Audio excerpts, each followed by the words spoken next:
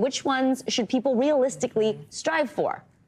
Sure. So resolutions tend to be absolute, very all or nothing in thinking. I either gave something up or I tried to do something.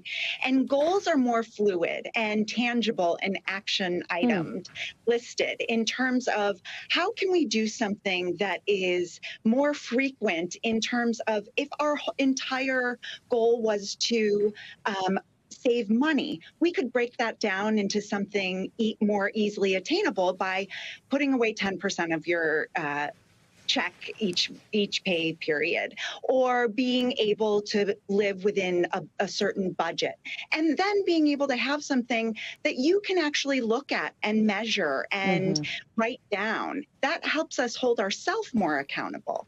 Part of the reason so many people struggle with resolutions is because once they trip up, they feel like they've completely failed in whatever they're about to do.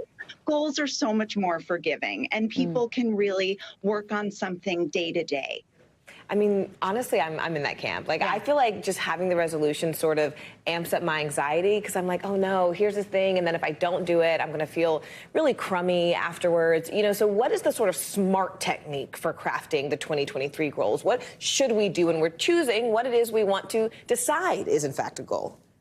Sure. So the acronym for SMART is being specific, measurable, have an achievable goal, make sure that it's relevant and time bound. So I love that because it breaks it down into really simplistic terms and being able to set up goals that we feel like we're progressing in. So for example, if we set out to live a healthier lifestyle, right? That's very generic. How can I make it so that I feel like I'm making success every day? Maybe I have a goal of trying to get out and enjoy some fresh air and move my body 15 to 20 minutes a day. Well, there's 7 days in a week. And if I did that 3 or 4 times rather than every single day, I'm feeling pretty good about myself.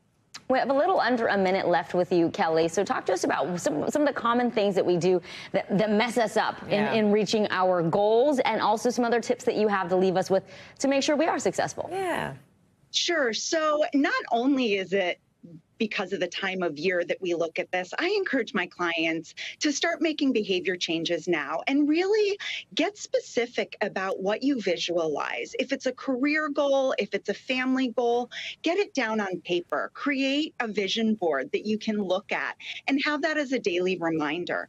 I love positive mantras. Oftentimes we are so negative in our thinking that just a small shift can make a huge difference. So say I'm working towards this goal rather than feeling like I completely failed.